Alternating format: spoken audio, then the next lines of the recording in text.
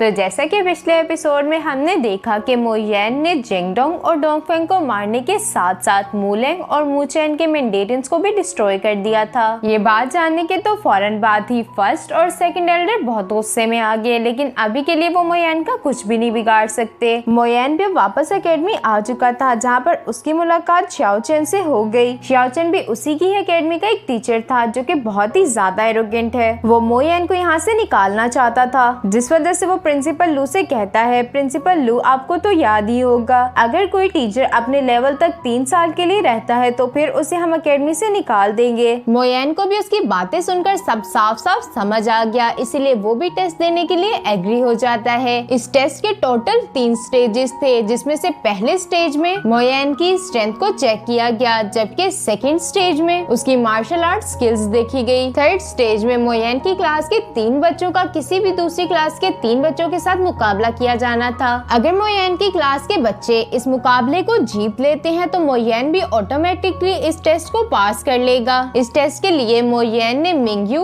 यांग और शानयू को सिलेक्ट किया था। अब आगे नेक्स्ट एपिसोड की शुरुआत में हम मो येन को देखते हैं, जो कि मिंगयू को प्यूरिफिकेशन के मुकाबले के लिए रेडी कर रहा था। मिस किन भी बाहर की तरफ खड़ी मो येन की ये सारी बातें सुन रही थी। तभी वहाँ पर भागता भागता यांग भी पहुँच गया, जो कि मिस से कहने लगता है, मिस किन मैं मुहाई से फाइट करके उसे हराना चाहता हूँ, क्या आप मुझे सिखाएंगी? जिसके लिए तो मिस किन भी एग्री हो चुकी, क्योंकि मो येन के पास इतना टाइम नहीं कि वो इन सबको सिखा सके। इसके बाद यांग की ट्रेनिंग शुरू हो चुकी और हमें 10 दिन के बाद का सीन दिखाया गया। यहाँ पर हम मो येन को देखते हैं, जो कि अपनी क्लास के अंदर ही बैठा हुआ था। तभी भागते भागते यांग भी यहाँ पर पहुँच गया, जिसकी कंडीशन तो देखने से कुछ अच्छी नहीं लग रही थी। वो फौरन से जाकर मो येन की टांगों के साथ चिपक गया। वो रोते हुए बस यही कह रहा था, टीचर मो येन मुझे मिस किन से बचा लें, अगर ऐसा ही सब चलता रहा तो मैं जल्दी मारा जाऊंगा। तभी वहाँ पर मिस किन भी आ गई, जो कि यांग को इस तरह की हरकतें करता देख कहने लगी, तुम सुस्त इंसान अपनी प्रैक्टिस छोड़कर यहाँ क्या कर रहे हो? क्या तुम भूल गई कि 10 दिन पहले तुमने मुझसे क्या कहा था? अगर तुम जल्दी से प्रैक्टिस करने के लिए नहीं गए तो मैं इस आइस बॉल को तुम्हारे ऊपर थ्रो कर दूंगी। यांग बेचारा तो रोते हुए कह रहा था, टीचर मू प्लीज मुझे बचा ले, टीचर मू। मो येन भी उसे एक हल्की सी स्माइल देते हुए कहता है कि तुम्हारी प्रैक्टिस मैं करवाऊंगा। मो येन के मुंह से ये बात सुनकर यांग तो खुशी हो गया। नेक्स्ट सीन में हम देखते हैं कि मो येन ने एक बाथटब में बहुत सारी जड़ी बूटियों को डाल दिया, जिसमें वो यांग को जाने के लिए कहता है। यांग उस बाथटब में बैठने के बाद कह रहा था कि ये कितना कंफर्टेबल है। टीचर मो येन आपके साथ प्रैक्टिस करने का तो मजा ही अलग है। मिस किन ये सब देखते हुए कह रही थी, मो येन अगर ये इसी तरह चलता रहा तो फिर ये इम्प्रूव कैसे करेगा? जिस पर मो येन तो उसे मुस्कुरा कर जवाब देते हुए कहने लगा, ये तो बस शुरुआत है, आगे आगे देखो होता है क्या। नेक्स्ट डे यांग जब मो येन के पास दोबारा आया तो वहाँ पर कोई भी बाथटब नहीं था। ये देखकर यांग मो येन से कहने लगा, टीचर आज क्या हम बात नहीं लेंगे? मो येन अब उसे जवाब देते हुए कहता है, नहीं आज मैं तुम्हें एक बहुत अच्छी जगह लेकर जाऊंगा। ये कहने के बाद वो उसे माउंटेन्स पर ले गया, जहाँ पर बहुत सारे बीस्ट अपने शिकार को खा रहे थे। यांग मो येन से सवाल करते हुए कहने लगा, टीचर आप मुझे यहाँ पर क्यों लाए हैं? जिस पर तो मो येन उसकी बात का जवाब देते हुए कह रहा था, तुम आज रात इन सबको मारकर इनका गोश्त खा लेना। ये कहने के फौरन बाद ही मो येन ने यांग को धक्का मारते हुए पहाड़ी से नीचे गिरा दिया। अब मो येन यांग से चिल्लाकर कह रहा था, अगर तुम इनको ना मार पाए तो तुम इनका खाना बन जाओगे। ये कहते साथ ही मो येन ने यांग की तरफ एक तलवार भी फेंक दी, जिसके बाद वो यहाँ से चला जाता है। यांग तो उसे रोकना चाहता था, लेकिन वैसा कर ही नहीं पाया। वो सारे के सारे बीस्ट यांग की तरफ आगे बढ़े थे, जिन्हें तो अपनी तरफ आता देख यांग उनसे कहता है, बहन भाइयों मैं तो बस यहाँ पास ही गुजर रहा था, प्लीज मुझे यहाँ से जाने दो। लेकिन उन बीस्ट का तो ऐसा कोई मूड नहीं था कि वो यांग को यहाँ से जिंदा सलामत जाने दे। इसीलिए उन बीस्ट में से एक बीस्ट फौरन से आगे की तरफ बढ़ते हुए यांग के मुंह पर पंजा मार देता है। यांग तो अपने खून को ही देखकर घबरा गया। तभी अचानक से उसके जख्म बढ़ने लगे। वो ये सब अभी सोच ही रहा था कि उस बीस्ट ने दोबारा से यांग पर अटैक कर दिया, जिससे तो यांग दूर जाकर गिरता है और उसे काफी ज्यादा पेन हो रही थी। लेकिन उसकी ये पेन कुछ देर रहने के बाद वापस से हील हो चुकी, जिससे यांग को समझ आ गया कि ये सब उस बात का कमाल है। इसीलिए वो फौरन से अपनी स्वॉर्ड को लेते हुए उन बीस्ट का मुकाबला करने के लिए आगे बढ़ गया। यहाँ ऊपर की तरफ मिस किन और मो येन दोनों ही यांग को देख रहे थे। मो येन अब मिस किन से कहता है कि तुम इस पर नजर रखो, मैं चलता हूँ। ये कहने के बाद मो येन यहाँ से रवाना हो गया। नीचे की तरफ यांग ने भी 10 में से 7 बीस्ट को मार गिराया था, लेकिन अब उसके अंदर इतनी हिम्मत नहीं कि वो बाकी बचे 3 को भी मार सके, जिस वजह से मिस किन को बीच में आना पड़ा और वो आते साथ ही उन तीनों बीस्ट को मार देती है। यंग इतना ज्यादा थक चुका था कि वो वहीं पर बेहोश हो जाता है। मिस्किन तो यहाँ पर यंग से काफी ज्यादा इम्प्रेस थी क्योंकि उसने सोचा भी नहीं था कि यंग 7 बीस्ट को भी मार पाएगा। मिस्किन अब यंग को उठाते हुए मोयन के पास ले आई थी। मोयन ने यंग की इंजरीज को हील करने के लिए उसे बाथटब में डाल दिया और थोड़ी देर के बाद ही यंग को होश आ गया और वो गुस्से से मोयन को देखते हुए कहने लगा, कमीने इंसान, तुमने तो मुझे मार ही दिया था। ये सुनकर तो मोयन उसके सर पर थप्पड़ मारते हुए कहने लगा, फिर तुम जिंदा कैसे हो? यंग तो मोयन की एक भी बात सुनने के लिए तैयार ही नहीं था, इसलिए वो फौरन से अपनी पावर्स को एक्टिवेट करते हुए मोयन पर अटैक करना चाहता है, जिसे तो मोयन ने साइड पर हटते हुए आराम से डॉज कर लिया। यंग तो यहाँ पर अपनी पावर ही देखकर हैरान रह गया। वो कहता है कि मेरी स्ट्रेंथ तो तकरीबन स्टेज 6 की हो चुकी, जिस पर मोयन उसे कहता है कि हाँ, तुम्हारी स्ट्रेंथ काफी इंक्रीज हो गई है। तभी वहाँ पर मिस्किन भी आ गई जो कि यंग को बताती है, मोयन ने तुम्हारे लिए जड़ी बूटियाँ खरीदने के लिए अपने 10,000 लो ग्रेड स्पिरिट स्टोन खर्च कर दिए। ये सुनते साथ ही यंग को तो बहुत बुरा लगा कि उसने मोयन के साथ इस तरह से बात की, इसलिए वो फौरन से झुकते हुए मोयन को सॉरी बोलता है। इसके बाद सीन शिफ्ट होकर यहाँ शाओ चैन पर आ गया जो कि अपने एक सर्वेंट से मोयन के स्टूडेंट्स की प्रोग्रेस के बारे में पूछ रहा था, जिस पर उसका सर्वेंट बताता है कि आधे महीने से भी ज्यादा हो गया जब से रोज ही यांग माउंटेन्स पर जाता है। शियान्यू तो शेंगदन पवेलियन से बाहर ही नहीं आई और मिंगयू को मोयन पर्सनली रिफाइनिंग के लिए गाइड कर रहा है। ये सब सुनने के बाद शाओचन अपने सर्वेंट से सवाल करते हुए कहने लगा, अच्छा मुझे ये बताओ कि हमारे स्टूडेंट्स कहाँ तक पहुँचे? जिस पर वो बंदा बताता है कि मू हाई फिजिकल बॉडी रेलम की 5th स्टेज पर पहुँच चुका, जबकि वैंग अब टॉप ग्रेड पिल को बना सकती है और कियुन अभी भी कोशिश ही कर रहा है कि वो हाई एंड आर्टिफैक्ट को बना सके। ये सब सुनने के बाद शाओचन अपने सर्वेंट से ये कहते हुए जाने लगा कि उनसे कहना लापरवाही दिखाने की कोई जरूरत नहीं क्योंकि मुझे हर चीज परफेक्ट चाहिए। इसके बाद सीन शिफ्ट होकर दोबारा से मोयन पर आ गया जो कि वैंग को स्वॉर्ड टेक्निक की बुक दे रहा था। ये एक इंटरमीडिएट लेवल की टेक्निक थी जिसकी मदद से वो आसानी के साथ मुहाई का मुकाबला कर सकता है। ये सब सुनने के बाद यांग तो बहुत खुश हो गया और वो खुशी के साथ उस बुक को खोल कर देखता है, लेकिन जैसे ही उसने उस बुक को देखा तो वो मोयन से कहने लगा, टीचर क्या आप मेरे साथ मजाक कर रहे हैं? क्योंकि उस बुक में बनी हुई तस्वीरें बहुत बेकार थी और इस बात का पता तो मोयन को भी अच्छे से है। वो मुंह छुपाते हुए कहने लगा, मेरे पास ज्यादा टाइम नहीं था, इस वजह से ऐसे ही बन गई। जब हम इन सब चीजों से फ्री हो जाएंगे तो मैं तुम्हारे लिए इसे अच्छे से ड्रॉ कर दूंगा। ये सब कहने के बाद मोयन यहाँ से चला गया। मिस्किन भी उस बुक को देखना चाहती थी, इसीलिए वो उसे यांग के हाथों से पकड़कर फौरन से देखने लग गई। मिस्किन तो शॉर्ट फाइट टेक्निक्स को देखने के बाद बहुत ज्यादा हैरान लग रही थी। यांग भी अब उनसे सवाल करते हुए कहने लगा, मिस्किन सब ठीक तो है ना? मिस्किन अब उसे बताती है कि बुक वाकई काफी कमाल की है, अगर हम इसे ऑक्शन हॉल में बेचें तो इसकी कीमत कम से कम भी 50,000 लो ग्रेड स्पिरिट स्टोन होगी। ये सुनकर तो यांग को एक बड़ा झटका लगा। वो कहते हैं 50,000? जिस पर मिस्किन उसे कहती है कि हाँ 50,000। इसके बाद सीन शिफ्ट होकर यहाँ मिंगयू पर आ जाता है जो कि फर्नेस में रिफाइनिंग की प्रैक्टिस कर रहा था। तभी वहाँ पर मू यान भी आ गया जो कि मिंगयू से सवाल करते हुए कहने लगा कि सब कैसा चल रहा है। जिस पर तो मिंगयू उसे अपने बनाए हुए आर्टिफैक्ट को दिखाते हुए कहने लगा, टीचर प्लीज मुझे बताएं ये कैसा है? इसे तो देखते साथ ही मू यान खुश हो गया। वो खुश होते हुए मिंगयू से कहने लगा, मैंने तो सिर्फ तुम्हें ये एक दफा सिखाए थे और तुमने इन्हें इतनी परफेक्टली बना दिया। तुम तो वाकई रिफाइनिंग में काफी अच्छे हो, क्या तुम मेरे स्टूडेंट बनोगे? मोयन की ये बात सुनकर मिंगयू के मुंह से तो निकल गया,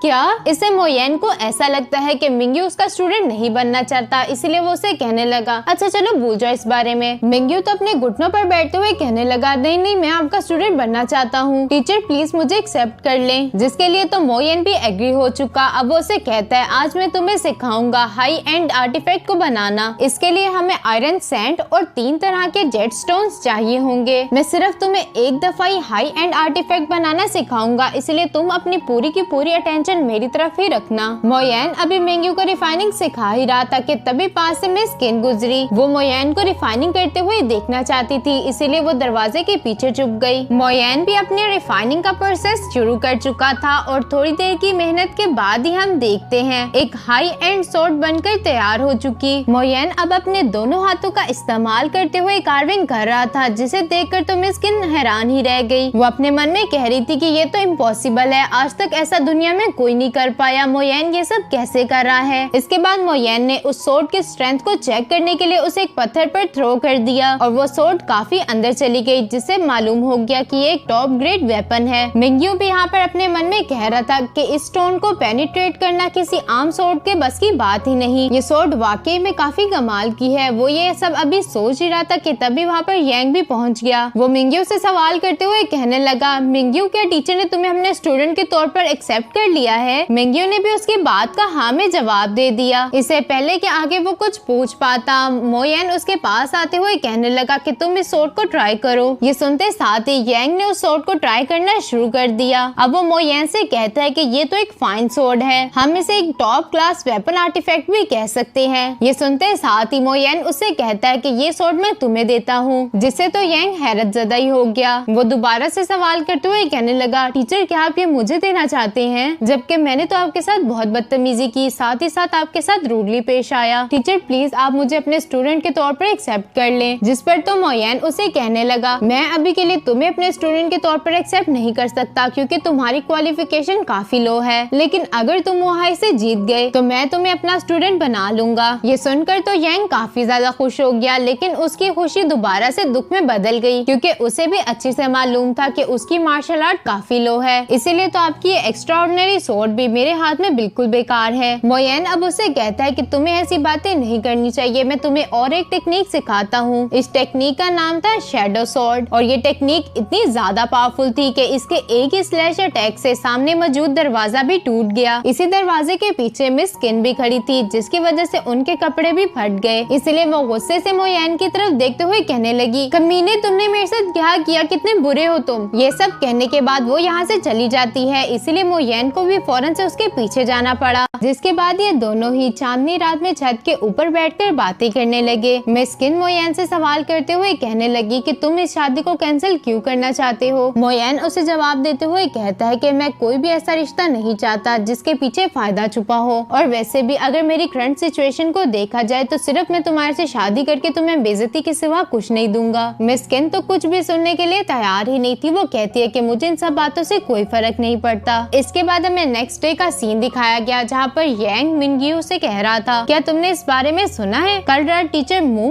और मिस स्किन छत के ऊपर बैठकर प्यार भरी बातें कर रहे थे। ये बात तो हमारी पूरी सिटी में ही फैल चुकी। वो यहाँ पर अभी इसी तरह की बातें कर ही रहा था कि तभी वहाँ पर मोयन भी पहुँच गया, जो कि यांग से कहता है कि तुम ये क्या बकवास कर रहे थे, अपनी प्रैक्टिस पर ध्यान दो, अगर तुम इस मैच को हारे तो मुझसे बुरा कोई नहीं होगा। ये सुनकर तो ये दोनों ही यहाँ से जाने वाले थे। जाते जाते यांग मोयन से कहने लगा, टीचर प्रिटेंड करना बंद कर दे क्योंकि अब तो सबको आपके और मिस स्किन के बारे में पता चल चुका। ये सुनकर तो इन दोनों के मुंह ही खुले के खुले रह गए। उन्हें तो समझ नहीं आ रहा था कि आखिर ये बात किसने फैलाई। तभी पीछे से यहाँ पर मोहाई भी पहुँच चुका, जो कि मोयन से कहता है कि तुम जैसा ट्रैश हमारी सिटी की सबसे ब्यूटीफुल गर्ल से फ्लर्ट कर रहा था। इसकी मिसाल तो ऐसे है जैसे कि मेंढक के हाथ हंस का गोश्त लग जाए। ये सुनकर तो यांग आगे की तरफ आता हुआ मोहाई से कहने लगा, आखिर तुम यहाँ पर क्या कर रहे हो। मोहाई तो उसकी बात को फुली इग्नोर करके उसका मजाक उड़ाते हुए कहने लगा, तुमने थोड़ी सी स्ट्रेंथ क्या हासिल कर ली, तुम्हें लगता है कि तुम मुझे हरा दोगे, तुम मेरे सामने अभी भी एक ट्रैश की तरह हो, इसलिए मुझे हराने के ख्वाब देखना छोड़ दो। साथ ही साथ वो मिस स्किन से कहता है कि मुझे तो समझ नहीं आती कि आप मोयन जैसे ट्रैश के साथ क्या कर रही हैं। मिंग्यू भी अपनी टीचर की बेइज्जती कहाँ ही सुन सकता था, इसीलिए वो कहता है कि तुम अपनी जुबान संभाल कर बोलो। मोहाई तो दोबारा से अपनी एरोगेंसी दिखाते हुए कहने लगा कि मैंने क्या ही गलत कहा, मैं सिर्फ ट्रैश को ट्रैश ही बोल रहा हूँ और क्या बोलूं। मोयन की बेइज्जती सुनने की हद खत्म हो चुकी थी, इसलिए उसने फौरन से मोहाई के मुंह पर एक पंच मारते हुए उसे उसकी औकात दिखा दी और वो वहाँ मौजूद सब लोगों से कहता है कि देखो ये मेरे साथ फाइट करना चाहता था। तभी मोहाई के साथ मौजूद लड़का आगे की तरफ आते हुए मोयन से कहने लगा, मेरा नाम है दाओई और इस बात का बदला मैं तुमसे आज से 7 दिन के बाद अरीना में लूंगा। ये कहने के बाद वो मोहाई को उठाते हुए वहाँ से रवाना हो गया। इसके बाद हम देखते हैं मोयन शान्यू से मिलने के लिए उसके पास आ चुका था। वो उससे सवाल करते हुए कहने लगा, तुम्हारी प्रैक्टिस कैसी चल रही है। लेकिन शान्यू का मूड तो कुछ अच्छा नहीं था, इसलिए उसने मोयन का हाथ फौरन से साइड पर हटा दिया। मोयन अब उससे सवाल करते हुए कहता है कि मुझे बताओ आखिर तुम्हें नाखुश किसने किया, मैं उसकी खबर लूंगा। शान्यू भी अब मोयन को मारते हुए कहने लगी, वो तुम ही हो, तुम्हारी वजह से ही मैं नाराज हूँ, तुम कितने दिनों से मिस स्किन के साथ थे जबकि मैं तुम्हारे साथ रहना चाहती हूँ, लेकिन अभी के लिए मैं उनका मुकाबला नहीं कर सकती। मोयन तो यहाँ पर शान्यू को समझाते हुए कहने लगा कि तुम अभी बहुत छोटी हो, लेकिन फ्यूचर में तुम एक बहुत बड़ी अल्केमिस्ट बनोगी जो कि हमारे पूरे कॉन्टिनेंट में फेमस होगी। मोयन की ये बात सुनकर शान्यू ने तो फौरन से मोयन का हाथ पकड़ लिया। अब वो उसे कहती है कि जब मैं 19 साल की हो जाऊंगी तो मिस किन की जगह आपके साथ मैं पढ़ाऊंगी। ये कहने के फौरन बाद वो यहाँ से भागकर जाने लगी। मोयन तो उसे रोकते हुए कह रहा था कि पागल लड़की, तुम कहाँ जा रही हो, अभी तुमने प्रैक्टिस नहीं करनी क्या?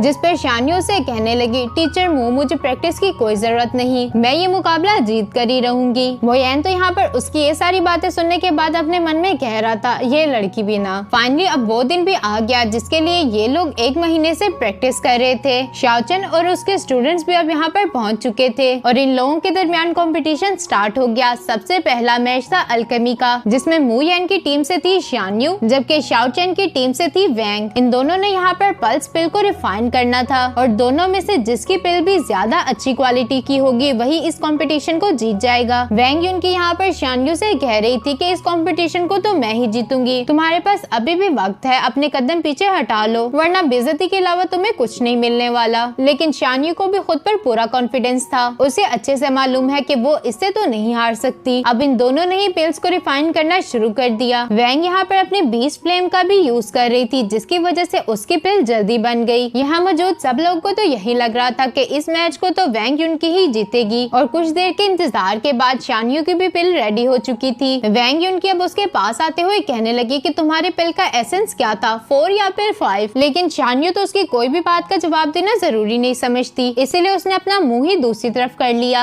बारी थी अब इन दोनों की पिल्स के एसेंस को चेक करने की। सबसे पहले वैंग युन की पिल को चेक किया गया जिसका एसेंस था 6। ये सुनकर तो वैंग युन की अपने मन में कह रही थी, मैं पल्स पिल को 7 एसेंस में रिफाइन नहीं कर पाई, लेकिन इस बात से कोई फर्क नहीं पड़ता, जीतूंगी तो मैं ही। लेकिन जैसे ही शान्यू की पिल को बाहर निकाल कर चेक किया गया तो वो 7 एसेंस की थी। एग्जामिनर की बात कहते साथ ही यंग तो हैरान ही रह गई और वो फौरन से उस पिल को देखने के लिए पहुंच गई। उसे तो यकीन ही नहीं आ रहा था कि इस पिल को शान्यू ने रिफाइन किया है। वो गुस्से से कहने लगी, ये तो ऐसा कर ही नहीं सकते, यहाँ पर चीटिंग हुई है। लेकिन प्रिंसिपल लू ने वहाँ पर आते हुए अनाउंस कर दिया कि इस कंपटीशन को शान्यू जीत चुकी। ये अनाउंसमेंट सुनते साथ ही मिंगयू और यंग दोनों ही खुश हो गए। वैंग युन की तो यहाँ पर शाओचन के पास आते हुए कहने लगी, टीचर प्लीज मुझे माफ कर दीजिएगा, मैं इस कंपटीशन को जीत नहीं पाई। शाओचन अब उसे हौसला देते हुए कहने लगा कि यहाँ पर किसी को भी मालूम ही नहीं था कि शान्यू 7 एसेंस तक की पिल को रिफाइन कर सकती है, इसलिए इसमें तुम्हारी कोई गलती नहीं। हमारे पास अभी भी 2 मौके हैं, हम आराम से इस गेम को जीत जाएंगे। लेकिन ये तो बस उसकी सोच ही है,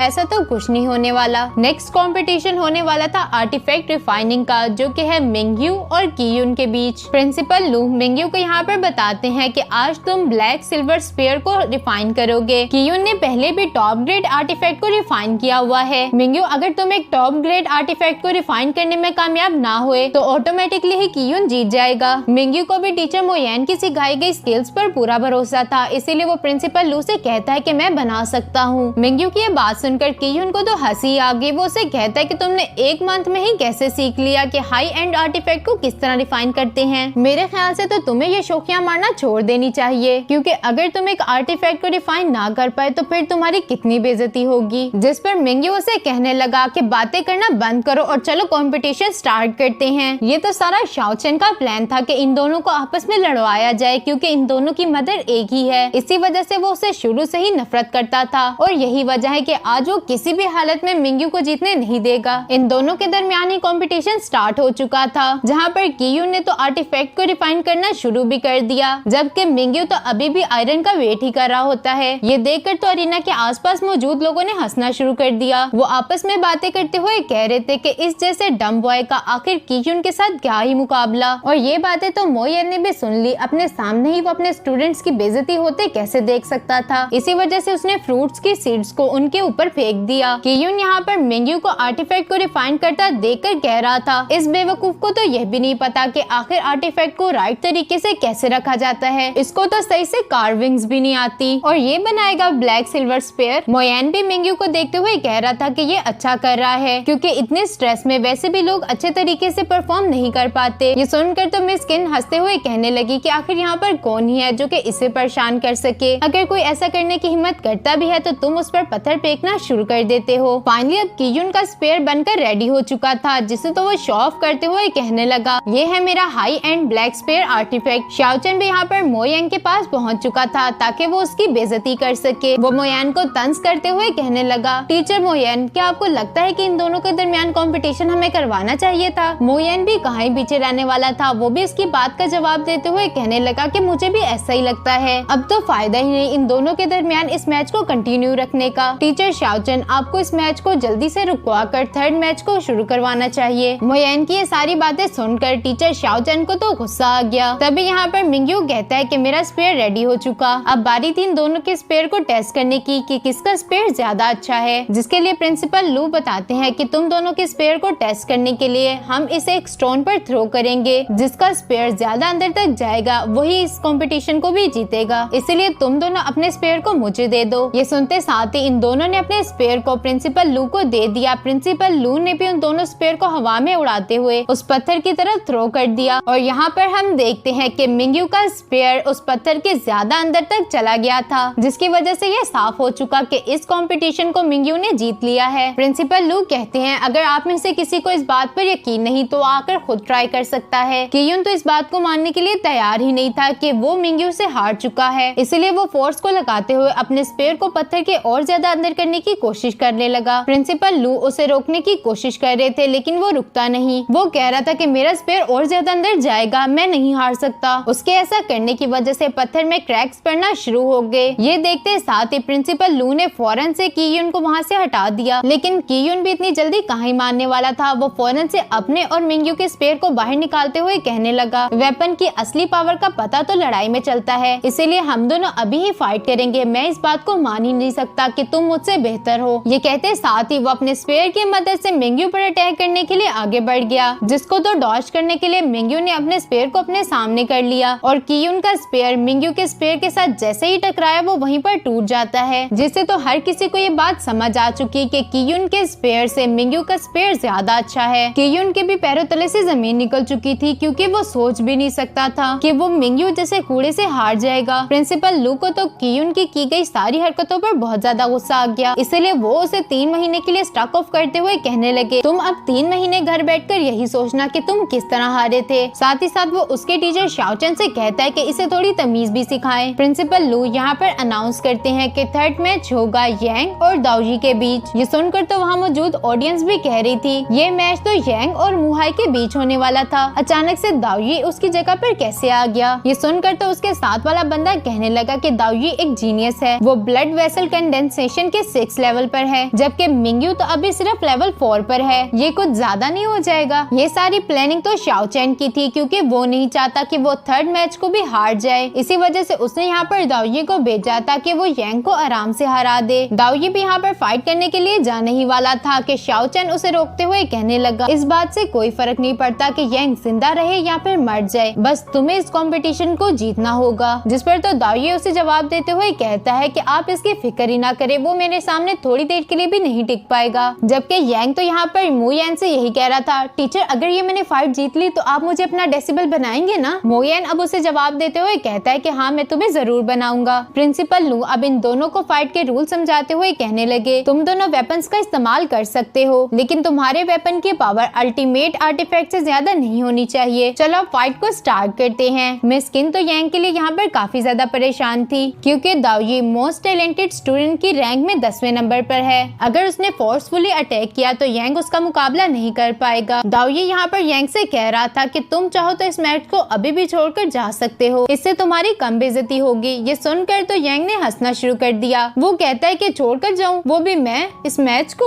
ऐसा तो कभी नहीं होने वाला। टीचर मोयन से सीखने के बाद अब मुझ में इतनी स्ट्रेंथ आ चुकी कि मैं तुम्हारा मुकाबला करके तुम्हें हरा सकूं। ये कहते साथ ही वो अपनी पावर्स को एक्टिवेट करते हुए दाओजी पर अटैक करने के लिए आगे बढ़ गया। इससे पहले कि यांग दाओजी तक पहुंच पाता उसने फायरबॉल टेक्निक का इस्तेमाल करते हुए इस पर अटैक्स करने शुरू कर दिए, जिसकी वजह से तो यांग दूर जाकर गिर जाता है। ये देखकर तो दाओजी यांग का मजाक उड़ाते हुए कहने लगा तुम भी अपने टीचर की तरह एक ट्रैश ही निकले। ये सुनकर तो यांग दोबारा से अपनी चोटों को हील करते हुए फौरन से उठ खड़ा हुआ। यांग की इंजरीज को इतनी जल्दी हील होता देख दाओजी कहने लगा तुम्हारी इंजरीज? उसे तो समझ ही नहीं आता आखिर यांग ने अपने आप को इतनी जल्दी हील कैसे कर लिया। यांग भी उसकी बात का कोई भी जवाब ना देते हुए फौरन से अपनी थंडर फिस्ट टेक्निक का इस्तेमाल करके उस पर अटैक करने के लिए आगे बढ़ गया, लेकिन दाओजी भी उसे अपने पास कहीं आने देने वाला था। इसी वजह से उसने खुद को यांग के अटैक से बचाने के लिए उस पर स्लैश अटैक्स लगा दिए, जिससे तो यांग पीछे जाकर गिर जाता है। ये देखते हुए मिस किन कह रही थी कि आखिर यांग इससे कैसे फाइट जीतेगा क्योंकि इसकी स्ट्रेंथ तो यांग से दुगनी है। जो सुनकर तो मो येन कहने लगा, अगर यांग खुद ही फाइट करना चाहता है तो मैं उसे कभी नहीं रोकूंगा। मो हाई तो यांग की ऐसी कंडीशन देखकर हंसी जा रहा था। वो कहते हैं आज अगर ये ट्रैश दाओये से हार गया तो मू फैमिली का सारा बिजनेस मेरा हो जाएगा। अरीना में मौजूद दाओये भी यांग से सवाल करते हुए कहता है कि तुम्हें क्या अभी भी लगता है कि मुझसे जीत पाओगे। यांग को भी समझ आ जाता है कि वो अपनी पावर्स का इस्तेमाल करते हुए तो दाओये को नहीं हरा सकता, इसीलिए उसने अपनी सोर्ड को बाहर निकाल लिया। दाओये तो दोबारा से यांग का मजाक उड़ाते हुए कहने लगा, अच्छा तो तुम्हें लगता है कि सोर्ड का यूज करते हुए तुम मुझे हरा दोगे? लगता है मुझे तुम्हें असलियत दिखानी ही पड़ेगी। लेकिन यांग को तो सिर्फ एक ही बात याद है कि उसे मू येन का डेसिबल बनना है, जिसके लिए तो उसे किसी भी हाल में ये फाइट जीतनी पड़ेगी। इसी वजह से उसने वहाँ पर अपनी सोर्ड का इस्तेमाल करते हुए 2 क्लोन्स बना लिए। वो दोनों के दोनों क्लोन्स दाओये पर अटैक करने के लिए आगे बढ़ गए, जिसमें से एक क्लोन को तो दाओये ने बड़े आराम के साथ हरा दिया। वो अभी दूसरे क्लोन के साथ फाइट करने में मसरूफ ही था कि इसी बात का फायदा उठाते हुए यांग फौरन से दाओये के पीछे आ गया और अपनी सोर्ड की मदद से उसके कंधे पर एक छोटा सा घाव देने में कामयाब हो गया। ये देखकर दाओये यांग से कहने लगा,